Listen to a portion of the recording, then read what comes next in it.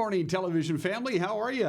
It is Wednesday, the 13th day of April. It is not the 13th day of February, but it is Wednesday.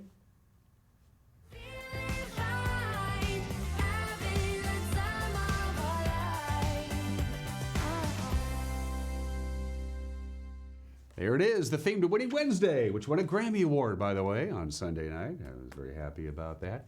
Here we go, Winning Wednesday, and once again from our friends at Sun Basin Theaters, here it is, one of our most popular prizes. 2 passes to the VIP spot. That's the adults only, 21 and older, so you can have an adult beverage and all that good stuff. It's the only way to watch a movie. Big, luxurious, comfortable chairs, and little pull-out tables, and no kids. It's great. It's the only way to go. I got a pass for 2 to the VIP spot at the Gateway Cinema out there in Old Station. Also, once again, up for grabs. One lucky winner is also going to win this NCW Life Channel mouse pad, suitable for framing, as am I. And if that wasn't enough, and gee, don't you think it ought to be? Once again, a couple of fruit pies from our friends at the Franz Bakery. Apple pies today. Winner at ncwlife.com. Get your email address into me. Winner at ncwlife.com. That's how you enter via email. If you have more than one email address, you can enter more than once, but you can't enter over and over and over again on the same email address. We keep track of these things. The usual rules apply. Employees of local telecommunications solely on broadcasting and their immediate families are not eligible. Sorry, Malcolm. Because it's the VIP, you got to be at least 21 to win these tickets, and you have to be a very important person. Don't forget about that. And if you don't enter, you can't win. Maybe the most important rule of all. Again, 2 tickets to any movie you want to see at the VIP between now and the rest of the year, plus an NCW Life Channel mouse pad and a couple of fruit pies, because what the hell. Get in your emails. We'll do the drawing a little bit later on and give you another reminder. It is 28 degrees and snowing in downtown Wenatchee. We have already tied the record low for April 13th. What is going on here? We only hit 41 degrees yesterday. Our normal overnight low was 40. Our high was 41. Our normal high is supposed to be 60. We're not going to see 60 or even 61, which is actually our new normal high for this date, for another 10 days. It's cold, it's showery, it's breezy, it's snowing, it's blucky. I don't like it. There, I got that out of the way. Forecast details are coming up. We'll give you some news, a lot of news coming up. Sports highlights from yesterday afternoon's Wildcat Panther baseball game. The Eastmont Wildcats won their first game of the season, and the victim was their Cross River rival. The Wenatchee Panthers will have that. And speaking of sports, Arch Ecker will be my guest in the back half of the program to put a nice little bow on the Wenatchee Wild's hockey season. The broadcasting voice of the Wild, Arch Ecker, will join me in the back half of the program. Let's do whatever we can camera-wise, which ain't much. That's right outside of our studios, looking on South Chelan. As the snow continues to come down, it is sticking to the grass, as you can see. Not so much to the pavement, but the passes are a real mess, and we're told in a couple of locations, once you get up to the higher elevations around the valley, it is sticking to the roadways. We've had some accidents this morning. This is crazy weather for the middle of April. Just almost unprecedented. Records go back at Pangborn in 1959, and Wenatchee proper, almost 100 years they've been keeping weather track. This is unprecedented. This kind of weather event this late into spring. Strange stuff indeed. I don't know what else we have camera-wise. You're right. What do you have for me that we can even see anything? Well, there we go. We can go up to Lake Chelan. Is that Bear Mountain? That's Bear Mountain. Lake Chelan doesn't look too bad up there, but maybe that stuff is coming. According to what I got, Lake Chelan is supposed to get a couple of inches of snow like we are. Right now, it looks kind of peaceful and calm up at Lake Chelan, and it's not that far away from the Wenatchee Valley, from the Bear Mountain camera. Camera number 3, courtesy of Localtel's Sky-Fi division. Another shot of Lake Chelan from the Upper Butte. You can see Wapato Point sticking out there, and the snow clinging to the foothills on the both the north and the south shore of Lake Chelan. Crazy winter weather. And camera number 4. Yeah, Waterville? That's the Waterville camera looking down towards Aniat. That looks like there's a big squall coming down up there and more snow coming. This is just crazy, nutty stuff. And these unseasonably cold temperatures are going to be with us for a very, very long time. We're under the influence of another system that's really not very strong, but it's really, really slow. which is why we're dealing with this. We have a couple of slides from the National Weather Service. Here we go. More snow. More snow. It's snowing really hard on Blewett. The very top of Blewett Pass, we're told, is just basically a sheet of ice right now. It continues to come down very hard in the mountain passes. It will die off later on today. Here in the Wenatchee Valley, 2 to 3 inches of snow possible. Up there in Chelan, as you can see, maybe about an inch. Waterville's going to get a couple of inches possible. And it's the 13th day of April. Crazy stuff. And cold, high temperatures. Now, Wenatchee is not going to do this today. We're thinking we're going to be in the lower 40s anyway for our high temperature. But look at Chelan, look at Moses Lake. That is your forecast high temperature for today, and that is your record cold high temperature for April 13th. Record breakers, again, for a lot of eastern Washington. Here in the Wenatchee Valley, not too sure about it, although, as I already mentioned, we've already set, or tied anyway, the record low temperature on this date. We're at 28 degrees, which ties the all-time low temperature as measured on April 13th. Ugh. From the National Weather Service, it looks something like this. Snowy, sprinkly, a little windy, lots of clouds, very cold, high of only 44, 29 for the overnight low tonight, close to a record low. Only 45, but a little bit drier on Thursday. We'll see some sun breaks on Thursday afternoon. Clearer skies Thursday night means that overnight low of 27 would be yet another record low temperature. A little bit warmer on Friday. We're going to catch a little bit of break on Friday, but we're only going to get to 48. Again, our normal high temperature this time of the year is 61 degrees. We're not going to see 61 degrees for another 10 days or more. A very gradual, slow warm-up, but still temperatures well below normal for this time of year. Get used to it. It's not going to go away anytime in the near future. Real quickly, even though we don't normally do passes, we can't show you the pass cams because there's nothing to see. Traction tires are required on Blewett. It's snowing hard. Traction tires advised on Stevens, snowing hard. Traction tires advised on I-90, snowing, but it should die off by mid-afternoon, we are told.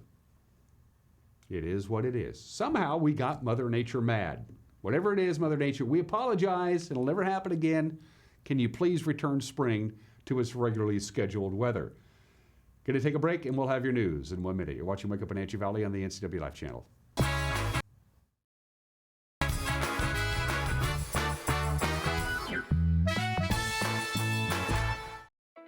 Don't just open your pool this summer. Open it with a new Instant Frog system from Blue Lagoon Pool and Spa. With Frog, you'll enjoy fresh mineral water in your pool that's cleaner, clearer, and softer than standard water treatments. Ask for Instant Frog for in-ground pools up to 25,000 gallons. Make your pool opening appointment with Blue Lagoon Pool and Spa today. Call or schedule online.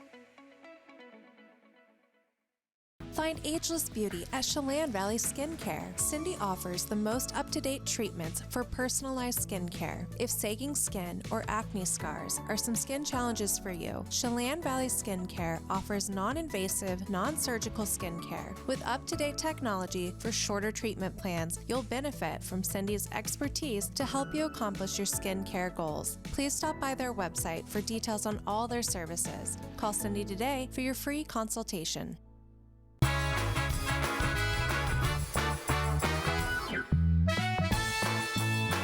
It is snowing, it is blowing. It is 28 degrees on this 13th day of April. The snow should taper off by about 9:30 or so, and very chilly temperatures for the forecast period.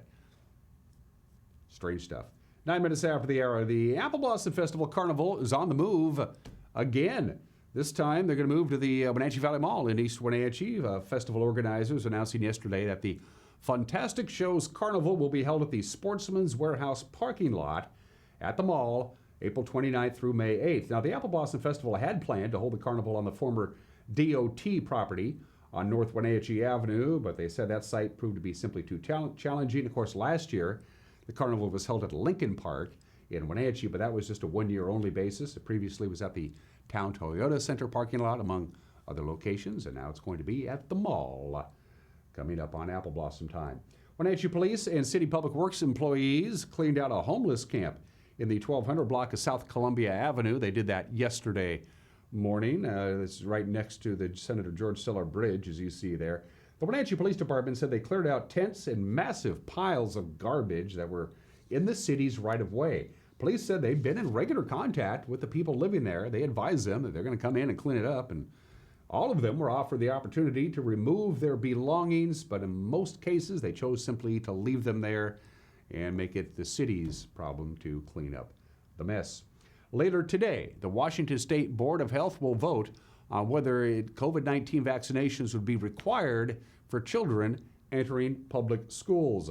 The question comes to the state board after a technical advisory group, by a narrow vote of 7-6, recommended that the COVID vaccine not be included. The board may or may not follow that recommendation. Washington already requires vaccination for 11 other transmissible diseases before your child can begin their schooling. It includes polio, hepatitis B, measles, mumps, and the chickenpox. Defense attorneys want a Chelan County judge to dismiss a charge of child molestation that's been hanging over a Wenatchee school teacher for about 3 years. Prosecutors charged Joe Vincent Ells in 2019 with 1 count for allegedly kissing a second-grade student during the 2005-06 school year. That's when Ells was 44 years old. In a motion filed last week, Ells' attorneys say there's contradictory witness testimony about the alleged kiss and no evidence of sexual intent behind the incident. Prosecutors argue that those matters should be decided by a jury. The motion will be heard by a judge in early June. And Chelan County's behavioral health team is expanding their services not only to those people who need it, who may end up in jail, but also to the police and the first responders themselves. The department was created last year to divert people in mental health crises away from the jail and into counseling and related services. Anna Gonzalez, who manages the program, now plans to use a new $57,000 grant to offer stress management trainings to Chelan County Sheriff's deputies and eventually to corrections officers in the Chelan County Jail. County officials say the project could help prevent on-the-job burnout among officers responding to stressful situations. We have a PTZ camera at Omi Gardens, as you know. We use it quite a bit. Yesterday afternoon, our content producer, Uriah Darby, pointed it basically towards the Sunny Slope area and Birch Mountain and got some pretty interesting footage of these big squalls that kept coming in and out all day yesterday. Take a look at this.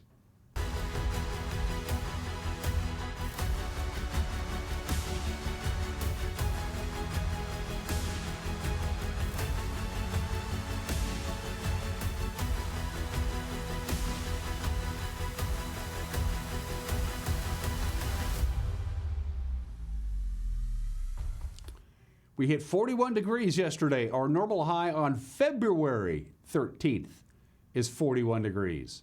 And we have 13 and a half hours of daylight. Back then, it's only 10 hours of daylight. Good work from Uriah.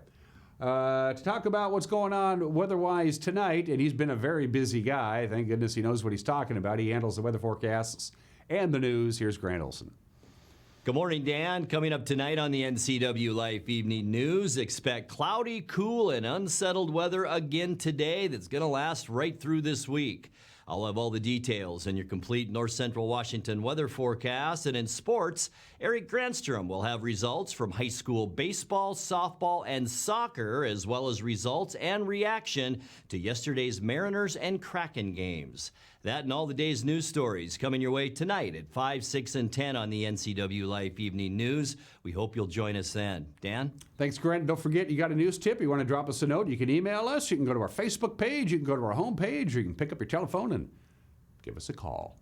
We'd love to hear from you. After a break, highlights, the Mariners are on a little bit of a losing streak. They started out like gangbusters, but they're struggling right now. But they play 162 games. No reason to panic yet.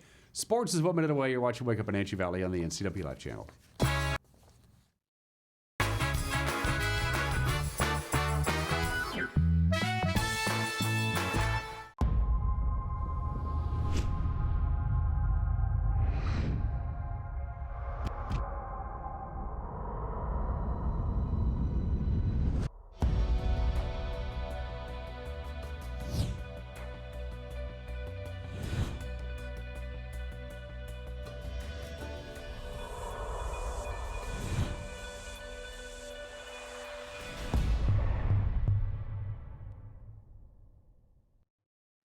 Hi, I'm Katie Joslin and I'm a pediatrician at CVCH. We know that as new parents, you have a lot of decisions to make.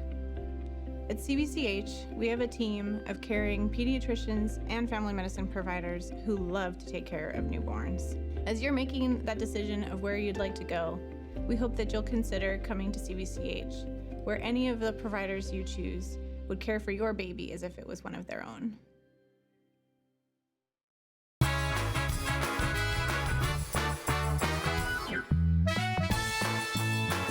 16 minutes after the hour, the Mariners are in a little bit of a losing streak right now. They've dropped 3 in a row. They lost to Chicago 3-2 yesterday, so they won their first 2 out of the gate against the Twins. Now they've dropped 3 in a row. There were some high points, but not many. Matt Brash made his major league debut yesterday, and he looked pretty good. Take a look. 23-year-old Matt Brash today making his major league debut. Swing and a miss. Filthy stuff from Matt Brash, and his first strikeout of the majors goes to Luis Robert. 2 batters into Brash's career. Pretty good hitter, too. Keep that in mind. He makes the former MVP look like he hasn't picked up a bat for a while. He swings and misses. That's another strikeout for Brash. That's his 3rd today. Talked a lot about the breaking ball. Here's the knuckle curve. Straight down. He's shown the ability with all 3 of them to be a problem. There you go. Another knuckle curve. Now Brash, 4 strikeouts over 4 innings. Family on hand watching young Matt Brash make his major league debut in Chicago. Garcia tries to check, and he goes around. We have seen some funky swings or half swings today from the White Sox. 3 straight strikeouts from Matt Brash. Pitch number 75. Wow. Well, that just spun and died. Another curve. McGuire strikes out. 6 strikeouts through 5. Very strong innings of the big league debut of Matt Brash. Seattle got on the board first with the very first home run as a Mariner by Eugenio Suarez. Suarez jumps on it. A deep charge. Eugenio Suarez. His first as a Mariner is a line drive screamer, and he puts the Mariners in front 1-0. Suarez with his first hit yesterday, it was a double. Maybe a little more relaxed now. Velasquez, we talked about his fastball, and it gets hit in the air quite a bit. Exit velo of 104, so he squares it up. This is 91 miles an hour trying to get in on his hand. The Mariners rallied, top of the 9th, 2 outs. Jesse Winkler at the plate. To center, and it drops in for a base hit. Crawford being waved home. J.P. Crawford, a headlong slide. He is safe. And Jesse Winker with 2 outs in the top of the 9th inning has brought the Mariners within a run. Still with 2 outs in the top of the 9th inning, and Mitch Haniger at the plate. And a strikeout is what they get. Sox win 3-2. He went to the high heat. It was out of the strike zone and ahead 0-2. There is no way that Haniger could check it up. Mariners and White Sox play again today. It's an afternoon tilt. 4:10. Robbie Ray and Dallas Keuchel will toe the mound. The Seattle Kraken played a spirited game against one of the best teams in the NHL last night, but they faded down the stretch. Calgary got the best of them on the road, 5-3. The game featured the NHL debut of Matty Beniers, who was playing college hockey last week. He's now with Seattle. Seattle was supposed to play tonight in Winnipeg, but there's a blizzard in Winnipeg, and so they postponed that until May 1st. Next up for the Kraken will be New Jersey. The Devils back home on Saturday. Despite snow pelting our crew as we were setting up for the game yesterday, we got it on the air. Eastmont edging Wenatchee, 32 and 8 innings. The game was supposed to be at Dan White Field in East Wenatchee, but it was basically unplayable, so they moved it to Recreation Park. Eastmont was still the home team. Anyway, Joel Norman with the highlights on the NCW Life Channel. Swings and hits this one up the middle for a base hit. In easily to score is Byer. Schooler comes out right behind him standing, and it's 2-0 Wenatchee as they break the scoreless tie with one swing of the bat. An RBI single by England to plate 2. It's 2-0 Wenatchee here in the 4th inning. As Skyleman deals, it's swung on and popped up. Medium depth in right field. This ball will be handled. Runners will both tag up and advance 90 feet with Schneider scoring from third and Richards advancing to third base. And Eastmont cuts the lead in half. It's now a 2-1 ball game here in the bottom of the 4th inning. The pitch is outside, goes to the backstop, taking off from third is Richards, and he is in ahead of the throw. An errant pitch scores the tying run, and we are back to square one here in the bottom of the 4th inning. 2 runs across for Eastmont without any base hits. The right-hander kicks and fires. Swung on to the left of the mound. It's going to be a tough play. Gobbled up by England. He fires to first, and it is not in time because the throw drove Brownlee off of first base against Skyleman. Babst off of second. Takes his lead. The pitch swung on, hit to the right side, into right field. Babst is rounding third. The throw coming home is a strong one, and it nails him at the plate. Let's play more baseball. On to the 8th inning after a great throw from right field. Smith sending that one into Byer on the money. It's still 2-2 here in the bottom of the 8th inning. Swung on, hit towards second, hits off of the glove of Joe Skyleman, and that is going to score a run and end this ball game.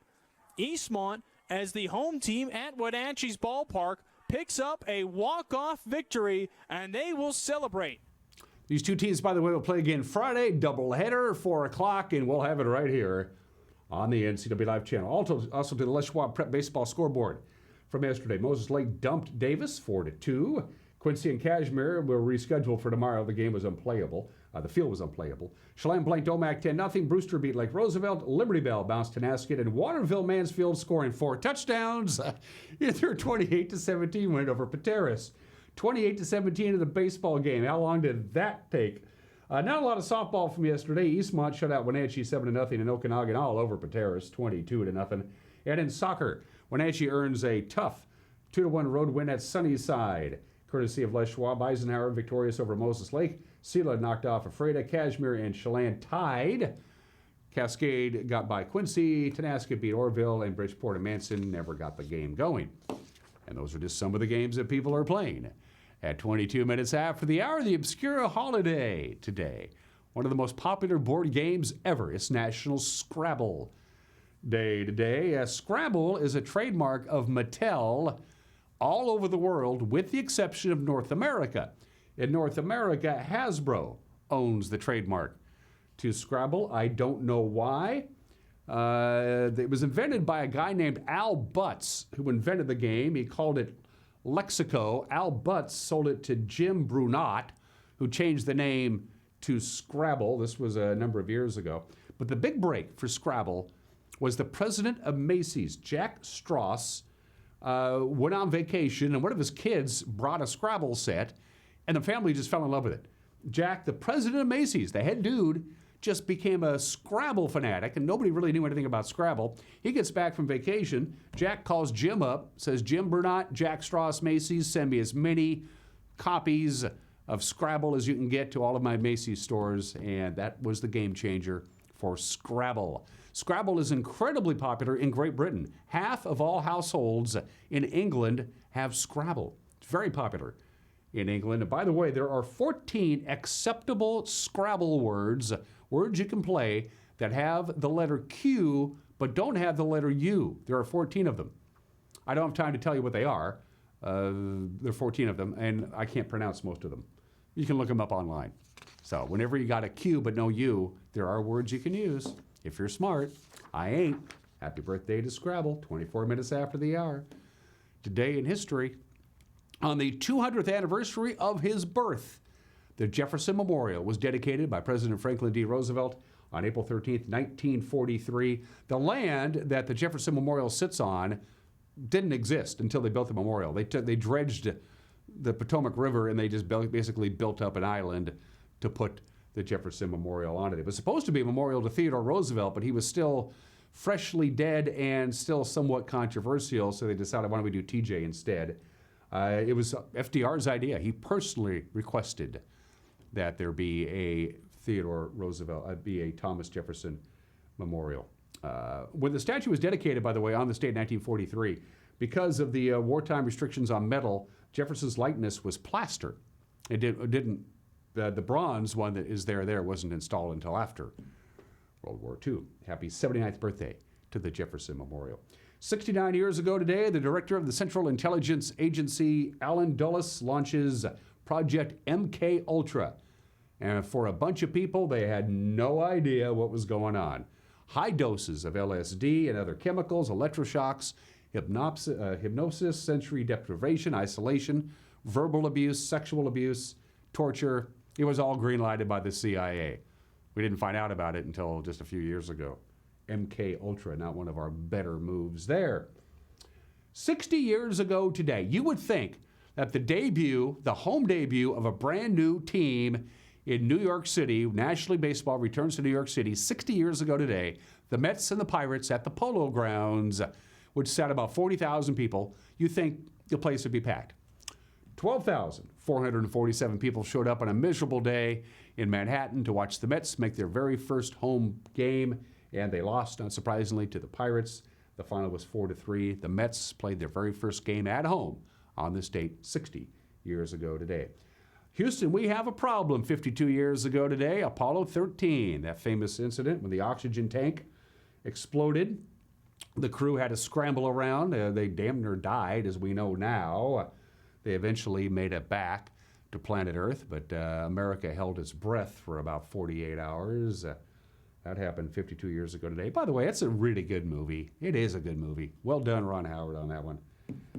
46 years ago today, the Treasury Department reintroduces the $2 bill on Thomas Jefferson's birthday. It's still in circulation. People think it isn't. It is. There's all kinds of incidences where the $2 bills became kind of a message. It's a very famous story. Back in 1989, the biggest employer in Utah County, Geneva Steel, paid all of their employees bonuses all of their bonuses were paid in cash of $2 bills. So what did the employees do? They went out and spent these $2 bills all over Utah County. And people say, where do all these $2 bills come from? They're all over the place now. Oh, it came from our employers. Smart move. And in 2016, a 13-year-old girl attempted to buy her school lunch with a 1953 Jefferson $2 bill, and she was detained by authorities because the counterfeit pen didn't work. $2 bills weren't made the same way in 1953. They actually brought her in for questioning. They're still out there, the $2 bill. It was reintroduced on this date in 1976. And April 13th, 1997, 25 years ago today, Tiger Woods, 21 years old, wins the Masters. His margin of victory is still the largest in tournament's history. His 4-day score was a tournament record until it was broken by Dustin Johnson a couple of years ago. It was also the highest rated final round in Masters history. 44 million people watched Tiger cakewalk the Masters title 25 years ago today. And finally, birthdays. We mentioned TJ, one of the founding fathers, Thomas Jefferson. Born in this state in 1743, died on Independence Day, 1826, on the 50th birthday of this country at the age of 83. Of course, he wrote the Declaration of Independence at the age of 33. That ain't bad. He wrote his own epitaph on his tombstone, and he purposely left out that he was president of the United States. He did not put it on his own tombstone, even though he wrote it himself. He was a notoriously poor public speaker. He liked to do all of his correspondence and all of his meetings in writing. He couldn't give a speech out loud. He wasn't good at it. He didn't like to do it. Thomas Jefferson bathed his feet in cold water every morning on the belief that if you did that, you wouldn't catch any colds. During his presidency, Thomas Jefferson ran up a personal wine bill of $11,000. That's a lot of money. And finally, when he died in 1826, Thomas Jefferson was $107,000 in debt. It's about $2 million today, but Thomas Jefferson, one of our founding fathers, born in the state in 1743. One of my favorite politicians with the worst toupee ever, Harold Stassen. He was the 25th governor of Minnesota. He was considered the wonderkin and the great future of the Republican Party, the governor of Minnesota, a trailblazer from 1939 to 1943. And then it all went sideways for Harold Stassen. He moved to Pennsylvania, ran for governor twice, lost twice, ran for mayor of Philadelphia, lost, ran for United States Senator twice, lost, moved back to Minnesota, ran for Congress, lost, ran as a Republican for the presidency in 1944, 1948, 1952, 1964, 1968, 1976, 1980, 1988, and 1992. He just didn't know when to stop. Harold Stassen, born in the state in 1907. The Reverend Al Green, 76 years old today. Love Al Green's music. He's good, really good. Happy birthday, Reverend Al. And the bronze medalist in Beijing in the trampoline and the gold medalist in trampoline at the 2012 London Games celebrates his 33rd birthday today. Dong dong. Happy 33rd to the Olympic gold medalist, Dong dong. All right, going to take a break. Got an opinion from Mike Mad Dog Magnotti on this Winning Wednesday, and Arch Ecker talks wild hockey one more time this year. He's coming up too. You're watching Wake Up Wenatchee Valley on the NCW Life channel.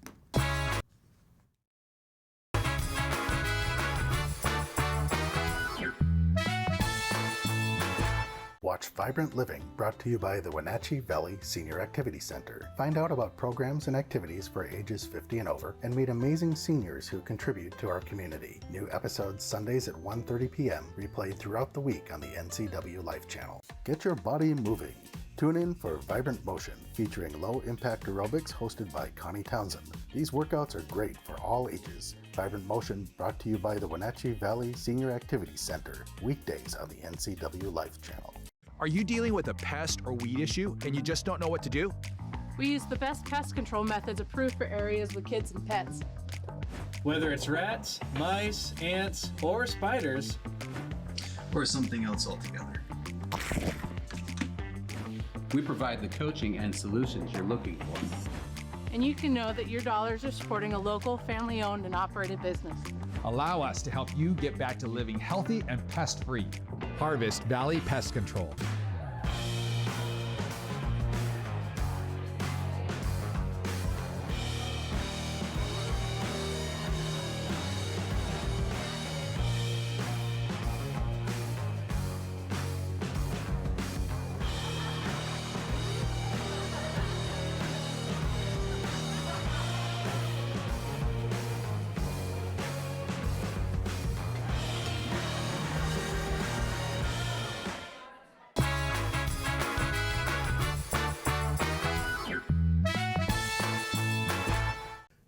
Mike Mad Dog Magnotti, and everybody's entitled to my opinion. Now, over the past few years, I've heard increasing criticism of a company we know as Goodwill. Now, this criticism runs like this. Goodwill's paying nothing for the merchandise that they retail. They pay their employees a pittance and make tons of money in a despicable manner. Now, I can't believe this criticism of whoever this guy is. Whoever the guy is who came up with the idea about Goodwill, he came up with a very creative business plan, offers entry-level work experience to folks who might not get a job anywhere else, offers good prices for the stuff you need, and gives you and I the opportunity to get rid of your junk and get a tax write-off. And I kind of think the criticism of this guy is prompted more by jealousy than any justifiable social outrage.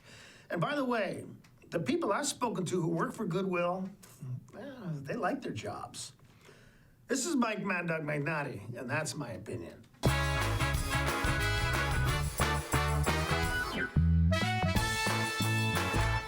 NCW Life Channel is your local TV station. We provide the latest news from around North Central Washington weeknights at 5, 6, and 10 o'clock with Grant Olson. If it's happening in your neighborhood, we have you covered with a staff of reporters who are always on call. Grant will also keep you up to date on the latest weather, and Eric Grandstrom covers sports. It's all on your local TV station, the NCW Life Channel.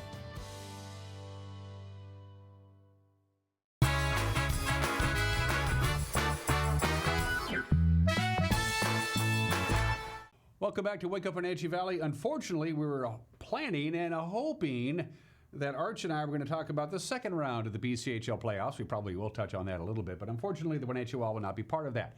Their season came to an end earlier in the week when they lost to Salmon Arm in Game 7 of the BCHL playoffs. The final was 6-3. Nice comeback in the third period. They didn't go down without a fight, but Arch Ecker, the broadcasting voice of the Wenatchee Wild, still, I think, all in all, 25 wins.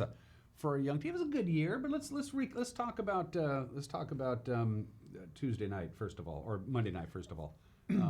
Salmon Arm got off to an early lead. We pulled the goalie, brought in Andy, that didn't do much for us. Salmon Arm Didn't was hurt us any. Yeah, well, Salmon Arm they were the number 2 seed going to the playoffs. They looked it.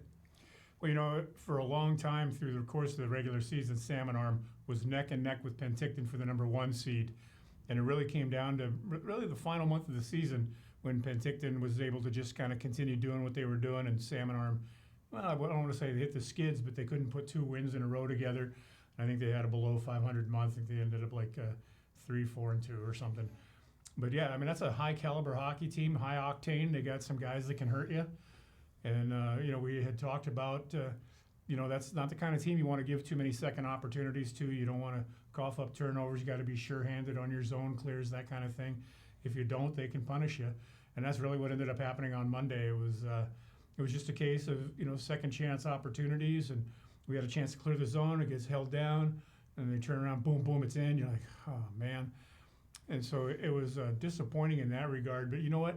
We came out of the gates ready. That's one of the things that Clarkie has preached for some time now, is you got to show up ready to play when the puck drops, because there's been a handful of times this season where, the first period we just come out a little flat and we get in a hole in the first period and we battle like heck in the second and third, but just not enough to crawl back into it. But that wasn't the case in Game 7. I mean, our guys came out pumped and ready, but so did they, of course, trying to protect their home ice. It's a Game 7. I mean, nothing gets the blood going like a Game 7. And, the Wild battled like hell for 15 minutes, and then there was just a short 3-minute span when they were able to score 3 goals. And one of those goals was pretty nice, but the other 2 were, again, basically just, capitalizing on mistakes or opportunities. And, within a short span of 3 minutes, we're all of a sudden down 3-0. The game really took a weird pivot in the second period because Anthony Caffarelli had scored a goal from the right wing, and they disallowed it. And the reason they disallowed it was because they say that the Wild had entered the zone offside. It seemed a little suspect in real time. I was like, I don't know about it. I didn't even understand why they would have called it. I thought it might have been, maybe they were saying goalie interference, but we didn't have anybody close to the crease to have caused that. Offside really didn't even enter my mind. And then afterwards we figured out, well, that's what they did. They called offside. So when we got to the intermission, I went back and watched it frame by frame. I know he was clearly onside, 100%. I told Bliss was at the game, actually. He had driven up there. So did Gretchen and a couple of our office staff. But I texted Bliss and I said, so did they blow that down for offside? And he said, yeah. And I go, it was clean. I'll bet a paycheck on it. No doubt. It's very clear on the video. But whatever, you know what? Referees make mistakes. Linesmen make mistakes. So those things happen. You got to battle through them. And that played, I can't say that it cost us the game, but that's a big momentum swing right there, because all of a sudden now it's 3-1 and you're back into it.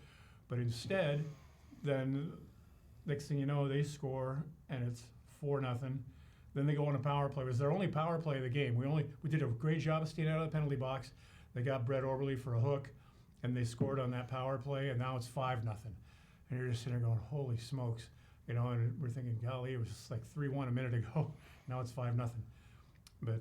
But we came, and in fact, we have highlights of Wenatchee's goals in the third period, and as we air the footage, this team showed some moxie. They didn't lay down. They fought these boys all the way to the end. Here's third period highlights. Yeah, they didn't lay down at any point, really. You see here now Salmon Arms in the white uniforms. And the first goal you can see here comes late in the second period as it goes D to D and then thrown in front, and Cade Littler gets a stick on it and redirects it home. Of course, Cade Littler, as a rookie, 20 goals in the regular season, and he's just been a go-to guy, and he's found a way to get it done. And so then you pick up action. Now we're in the third period, and there's a nice drop pass from Somoza on the right wing, left it for Parker Murray.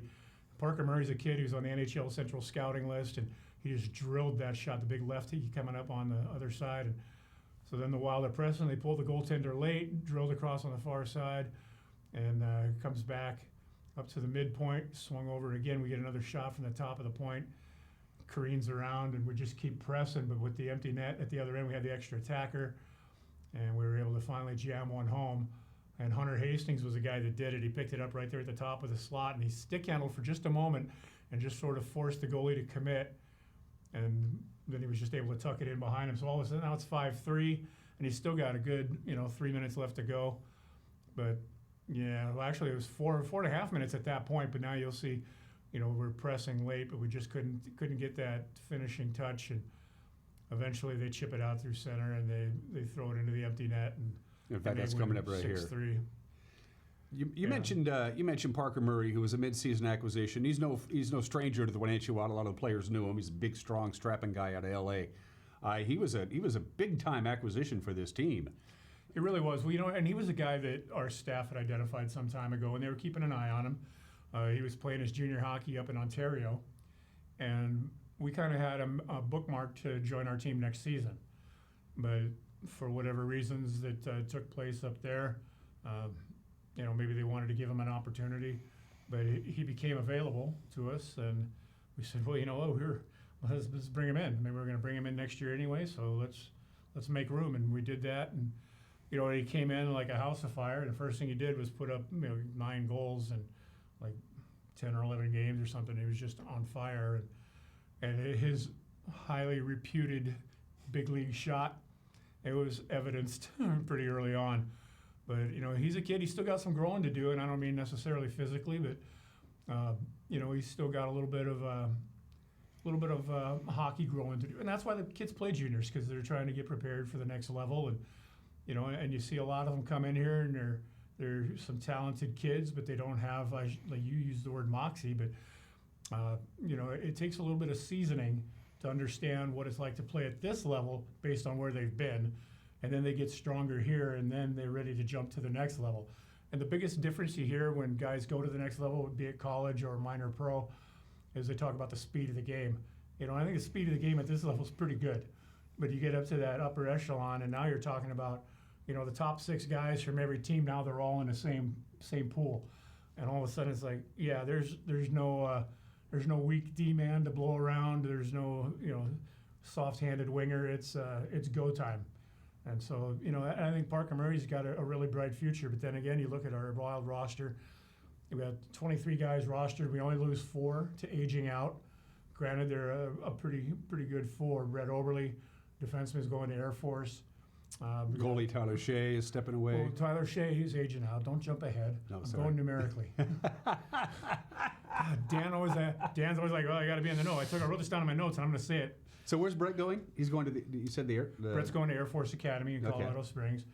Our captain is Quinn Emerson. He had that hat trick in Game 6, and he's going to go to Bowling Green State University. He's aged out. His father went to that school, actually, and his father a long-time NHL veteran.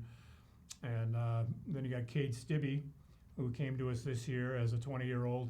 He's going to go to Arizona State, which is one of the newer Division I hockey programs, but they're up and coming for sure. And Tyler Shea, as you alluded to, spoiler alert, he's going to talk about the goalie, Tyler Shea. He's not coming into a college just yet, but there is absolutely no doubt in the coaching staff's mind that he's going somewhere. He's way too talented, and he's way too good a student, and he's got all the things, all the boxes are checked.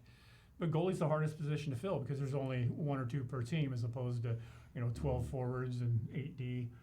So yeah, Tyler's going to do well wherever he ends up, but he will end up in school. But those are the 4 we're losing. Andy Vlaha has certainly proved himself able and capable. He is at this point the heir apparent for next year in the net. And we do have a handful of guys, one notably Logan Nagel, who actually played for our 16U team for the Wenatchee Wilderness. And he got called up because of the injuries. We had Owen Bond and Garrett Sidlowski both out. And so Nagel was called in, and he proved himself as a young man to be perfectly adept. I mean, he wasn't blowing anybody's doors off, but he never embarrassed himself, and he never put his team in a bad position. And, that's a lot to grow on. And so he is just one of a handful of players that the Wild staff have identified and are planning on bringing in. In fact, this coming weekend, we have a prospects camp going on over in the small rink. And there's going to be, 100 or so, maybe 80 to 100 players that are going to come in and divide into teams and play games against one another and get a chance to show off for the coaches, and they get to see them put their eyeballs on them in real time. And then for the players too, because it's kind of a player's market. The kids that are good, they're getting summoned by a dozen teams. Come play for us. You'll be our first line. You'll be on our power play. You'll get all the special teams time. Blah blah blah. But they come here and they get to see our building, get to see our community, get to see the fans, the booster club support, and they walk out of here saying, ooh, that's a pretty nice deal. Of course, kids talk, especially with social media anymore. I mean, it's always been that way, but now it's even way more prevalent. But if a kid has a good experience in a community with a program, word gets around that, hey, we get treated really well here. And so little Johnny out there who's 15, 16, thinking about where he wants to play his juniors, Wenatchee starts to rise pretty high on the list. Well, how does talent acquisition work in the off season? You say, okay, Parker, Hunter, whatever, we want you back for sure. You have a roster spot. All you got to do is commit. How does that work? How do you build the roster in the off season for camp coming up in September? Well, the guys that have played here, they're already on our protected roster, so those guys don't really have to worry about it. I mean, you know what though?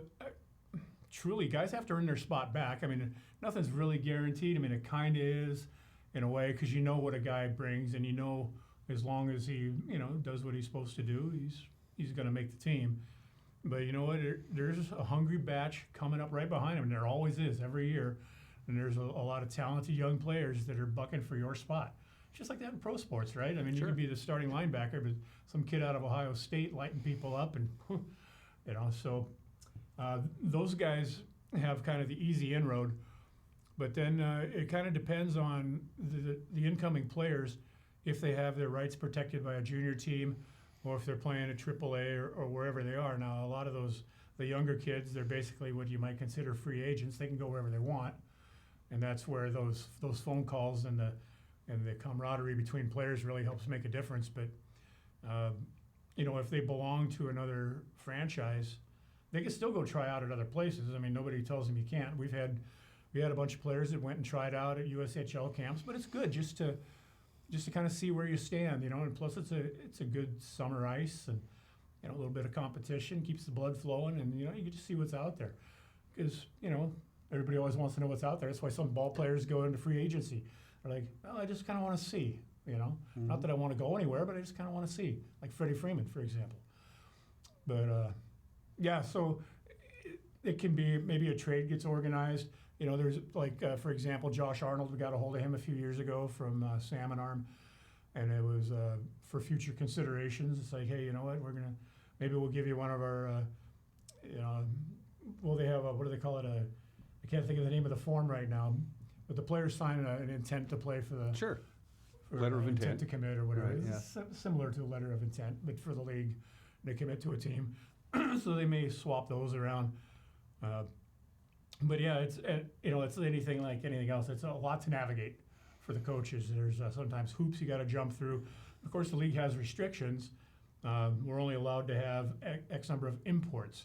Now, imports, you're allowed to have, I think, up to 4 Canadian players, and then you can have 4, and it may be going up, it may be even higher than that now, but they consider American players, they give us 4 states to draw from, and that's considered our home territory. So we get California, Washington, Arizona, and Colorado. So if any kids from there are considered local. But then if you get a kid from Minnesota or Florida, like Lucas Sauter was, those kids are considered imports, and you're only allowed a small number of those. So then you have to start doing that balancing act. Like, God, I got all these kids, and I'd like to have this guy, this guy, this guy, this guy, but I can only have 4 imports. So who's the odd man out? And that, that's tough too. Makes for some tough calls in that office. But Clarkey and Bliss, obviously, and Lee's been around the track a million times. Burned a little Fred Flintstone path in the track in the factory. And Tom Rudroot, he's been working with Bliss since the 90s. So, these guys, they know what they're after. They know what they want. And, you go back to this season, they really had to assemble a team from scratch because the year before we had no team. We tried to put one together. We played some inter-squad games out in Coeur d'Alene because they wouldn't let us skate here. Thanks, Gov. But, we had to basically assemble a team from scratch. Even a guy like Quinn Emerson played in a different league last year. Played in the North American League in Lone Star. Hunter Hastings played in Minnesota. We were able to get those guys back, but a bunch of those other kids, they scattered. And, I mean, those are really only a couple of the only eligible ones to return anyway. A lot of the other ones aged out. But, we had the foundation of a really good team last year. Well, we had the foundation of a really good team next year. Again, we're talking to Arch Ecker, the broadcasting voice of the Wenatchee Wild. In just a few minutes we have left. You've got to be pumped about this team. with the talent that's coming in, the guys who are already committed, they're protected, as you mentioned already, and the way that Bliss has been able to recruit, and the players themselves recruiting each other, come to Wenatchee, you'll love it here. You've got to be really pumped about this upcoming Wild team come September of this year. Yeah, I really am, because, and the Wild have seen this organizationally in the past. There was a time when guys like Brendan Harris and Dakota Raby and Kyle Steffen and a lot of those guys, they were just young kids. They were 15, 16 years old. They worked hard, but they didn't win a ton of games, but they were respectable. And they stuck around for 2-3 years, and next thing you know, we're winning the cup for the best record President's Trophy, Ron Boyle Memorial Trophy there. And then the year after that, we win the Fred Page Cup and the Doyle Cup with a lot of those key pieces in place. So you bring back a heavily seasoned veteran club and filter in some new pieces around it. And, it's a good recipe for some good things to come. And we do have a lot of really young kids, as you talked about, some 03 and 04 birth years that still have 2 or 3 years of eligibility left. And even though, a handful of them have their commitments already, doesn't matter. The colleges like them to play a little bit longer, as we talked about earlier. I mean, Cade Littler's going to Minnesota State, who just played for the Frozen Four championship on Saturday night. They lost to Denver, but that program is way up there. They lost in the Frozen Four the year before, and of course it's a alumni of Chris Clark. Sure. That's where he went to school. But we got Ian Samoza going to Western Michigan. Garrett Sidlowski's going to Western Michigan. David Hayduke, defenseman, he's going to Harvard. He's going to Harvard. He's a Harvard man. But at any rate, those guys they're eligible to come back, and the core is clearly strong for us. Arch, 2 more questions because we're almost out of time. Real quickly, let's talk about the playoffs. All the favorites won. Seeds 1, 2, 3, and 4 in both the interior and the coastal all won their respective playoff series. So it's down now to the final 8. I'm not going to see you for a while. Who do you like to take the Fred Page Cup home? Are the V's still the odds-on favorite there? I would have to say that Penticton is likely the odds-on favorite. I mean, the only team that's going to beat Penticton is Penticton. At this point, they only lost 8 games during the regular season, and they are low-ho-hoed with talent. They got a couple of capable goaltenders, and I think they've got like 18 or 19 D1 college commits on their roster, and a couple with NHL contracts, or at least some sort of interest in them. So they're our division rival and whatnot, but when you put all the cards on the table and who do you think is going to win, I got to give it to Penticton. I mean, they've built another juggernaut up there, and I expect them to go all the way. Last question for Arch, and we'll cut him loose. On a personal level, it's good to have you back. Thank you. There was some times last summer and fall when I'm thinking, oh my God, you're back. What are you going to do? What's next for Arch over the next spring and summer and heading into camp come fall? What's Mr. Ecker planning on doing? Well, on the professional side, I'll do anything that Bliss and Gretchen ask me to do. There's players that are going to be coming in, and as they sign those letters to join, we'll do press releases on them, and so I've got a little bit of that going on. Probably some video stuff over the summer. There's always stuff to do, and it's amazing that off season goes so quick. You think, okay, we've got all these months to prepare for next year. The schedule will come out probably in mid to late June, I guess. And then you start planning the various nights, and of course David Rayfield and Gretchen take care of most of that. But as they say, okay, well, we're going to do our Pink at the Rink night on this night, so then I can start planning on when to start compiling the video stuff. And it's just we all work hand in hand, but I'll do whatever I can to help the franchise, of course, because they've been so good to me over the years, and particularly in the last year. But beyond that, personally, I'm playing in the band again. My band, No Promises, we're going to start playing on May 4th is our first gig, and we've got a pretty good handful of them. We're playing about as much as we want to play. Of course, that's collectively. If it was up to me, we'd play every weekend. But, other guys have, families and travel plans and stuff, and that's fine. But, yeah, I'll get to play in the band. I'll do some of my solo acoustic shows and piano shows, and also, I have one more big surgery coming up this summer, and that's going to waylay me for a little while. But, the end game is by the time September, October rolls around, I anticipate being pretty much 100% and able to travel and do all the things that I've been unable to do over the last year. No promises. Check them out. They play wineries, bar mitzvahs, weddings, whatever. But don't overbook them. You know, Arch still has to have. Hey, you his can day still job. call. I don't care. I'll play anytime you want. There you go. So good to see you, my friend. Yeah, you too. Thank and you. again, this is going to be a really, really fun, talented team that's coming up. The foundation has been laid for another nice run of success for the Wenatchee Wild. Season tickets are on sale. That's right. That's right. And this is the time to buy them because they're really good right now. Arch, good to see you. Thank you very much. You're watching Appreciate Wake Up Wenatchee Valley. We'll be right back.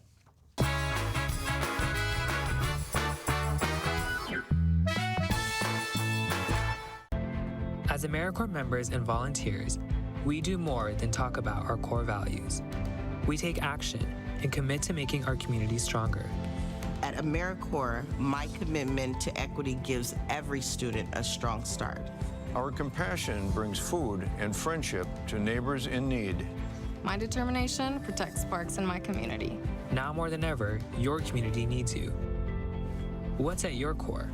Learn more at AmeriCorps.gov. Do you have old or unused prescription medications lying around? You can now safely and anonymously dispose of them at a safe medication return kiosk near you. Just visit your nearest location. 75% of opioid misuse starts when someone uses medication that wasn't prescribed for them. By removing unwanted prescriptions from your home, you're helping to keep your loved ones safe and healthy.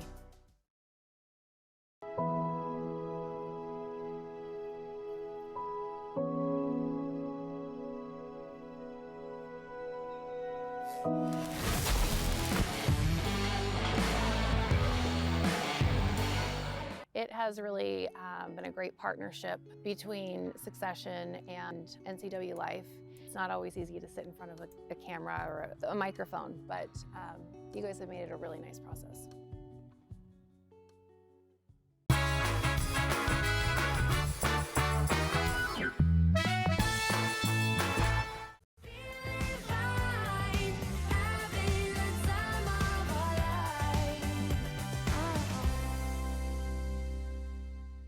Winning Wednesday. It's one of my, I don't know, if you had to rate the days of the week, it's in the top 7. It has to be. Here we go again, courtesy of our friends at Sun Basin Theaters and the Gateway Cinema. 2 tickets to see a movie at the VIP Lounge. This is the only way to watch a movie. The big comfortable chairs, the adult beverages, it's the only way. Whenever I go to a movie, I always make sure it's played at the VIP spot. This is good for 2 people, and it's good for any movie between now and the end of the year. And a lucky winner is going to win that. Plus, one lucky winner will also walk away with this NCW Life Channel mouse pad, suitable for framing. So am I, and if that wasn't enough, and don't you think it ought to be, a couple of apple pies from our I can't pick it up, from our friends at the Friends Bakery Retail Outlet there. Give a little shout out to my buddy Ozzy. All right. Email me, winner@ncwlife.com, winner@ncwlife.com. Get your email entries into me. That's how you enter, winner@ncwlife.com, all right? It's 1 entry per email address, so if you have more than 1 email address, I know a lot of people do, you can enter more than once. You just can't enter over and over and over and over and over and over and over and over and over and over and over again on the same email address. The usual rules apply, because you have to be at least 21 to get into the VIP because they serve adult beverages. You got to be at least 21 with these tickets. You must be a very important person. Employees of local telecommunications, Solion Broadcasting, and their immediate families are not eligible. Sorry, Rachel. And if you don't enter the contest, you cannot win the contest. We'll do the drawing a little bit later on today. It is snowing. It is 28 degrees. We have already tied the record low temperature for April 13th. This weather is unprecedented as far as record keeping is concerned. Never had anything like this as far back as the records go. And in the city of Wenatchee, those records go back about 100 years. Up at Pangbourne, which has been the official weather measuring station since 1959, this has never happened. Snow on this date, this cold. This is crazy. It's going to stay that way, too, from the National Weather Service. One more look. 44, that's all we're going to get to. Our normal high this time of the year is 61 degrees. Yesterday, we hit 41 degrees. Our normal low is 41 degrees. Crazy stuff. Anyway, get used to it. Record-breaking low temperatures, distinctly possible tonight, certainly possible on Thursday, because we're going to have clear skies, and then gradually, and I mean real gradual, we warm up. That's it We'll see you tomorrow. Bye-bye.